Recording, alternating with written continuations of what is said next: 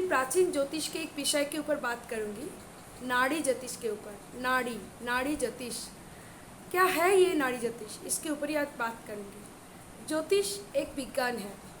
वेद का जो मूल विषय है देवता की आह्वान, गॉड की आह्वान एवं स्तुति पाठ करने का जो क्रियाकलाप, यही दो चीज़ वेद का इम्पोर्टेंट थिंग्स है।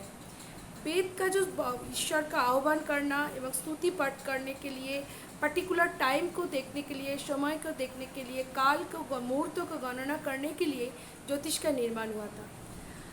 ज्योतिष के जो विषय, इस साउथ जो दक्षिण भारत का कुछ ज्योतिष जो व्यक्तित्व थे, नाड़ी ग्रंथ का निर्माण किया था।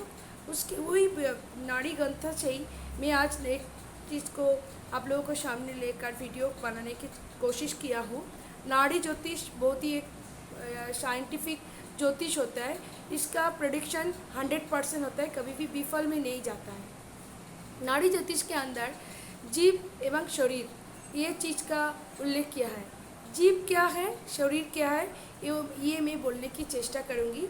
नाड़ी ज्योतिष में नक्षत्र के ऊपर बेस करके ही, जैसे हम लोग जानते हैं कालपुरुष के चार्ट के जो 12 राशि होते हैं, 27 जो नक्षत्र होते हैं, हर एक नक्षत्र के ऊपर क्या होता है, प्लैनेट प्लेसमेंट होता है। तो नक्षत्र जो स्टेलर बोला जाता है, नक्षत्र के ऊपर ही ये नाड़ी ज्योतिष डिपेंड करता है। नाड़ी ज्योतिष के ऊपर जीव एंड शरीर बोल के दो चीज़ होता है।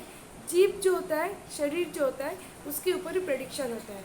मैं यहाँ पर एक चार्ट लिया हूँ, साउथ इंडियन का एक फेमस RG राव बोलकर जो नाड़ी ज्योतिष फेमस पर्सन था, उसी का ग्रंथ बुक का एक पेज का मैं यहाँ पर लिया हूँ, आप लोगों के साथ शेयर कर रही हूँ।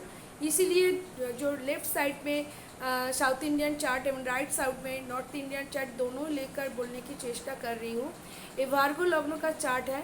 तो लग्नों यहाँ का जो जीव क्या है, ये पहले मैं बोल रही हूँ। जो प्लैनेट जहाँ जिस नक्षत्र में बैठते हैं, उस नक्षत्र को जीव बोला जाता है। आज उस नक्षत्र का जो लॉर्ड जिस नक्षत्र में बैठते हैं, वो को शरीर बोला जाता है।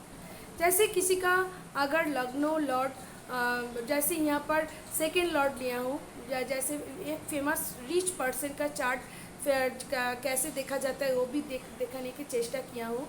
यहाँ पर जो कन्या लग्नों के मैं चार्ट लिया हूँ, कन्या लग्नों के जो वेनस है सेकेंड लॉर्ड है। हम लोग जानते हैं, फिर जब भी हम लोग वैदिक एस्ट्रोलॉजी, नाड़ी सभी में जब भी धन फिनांस को देखा जाता है तो सेकेंड हाउस को देखा जाता है। तो सेकेंड हाउस यहाँ पर वेनस है। वेनस जो इस नक्षत्र में बैठे हैं, शुक्र वेनस विशाखा नक्षत्र में बैठे हैं। विशाखा नक्षत्र यहाँ पर जीव है। नाड़ी ज्योतिष में जीव बोला जाता है, जीव एवं शरीर एवं जीव जो विशाखा नक्षत्र का जो लॉर्ड यहाँ पर गुरु है, वो 4th हाउस में बैठे हैं।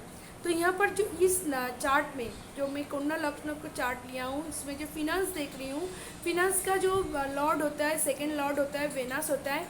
वेनस का जो नक्षत्र है वो विशाखा है।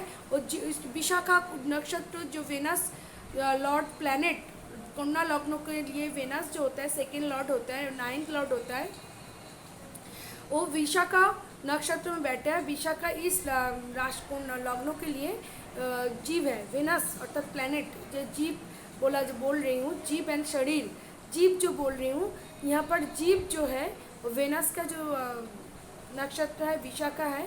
जीव जो है गुरु है। गुरु 4th हाउस में, कन्या लग्न में 4th हाउस में बैठे हैं। वेनस भी यहाँ पर दिग्बल हो गया है।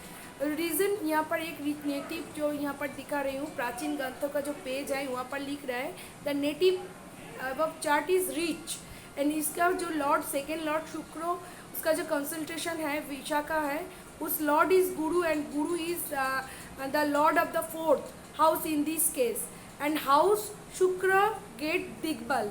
जब भी ये जीव जो वेनस का जो जीव नक्षत्र गुरु 4th हाउस में बैठ गया, तो वेनस हम लोग जानते हैं जब भी Venus and Moon 4th house में प्लेसमेंट होता है, दिग्बल होता है। यहाँ पर वेनस का जो नक्षत्र जीव वो 4th हाउस में बैठ गया, तो वेनस भी स्ट्रांग हो गया, दिग्बल हो गया।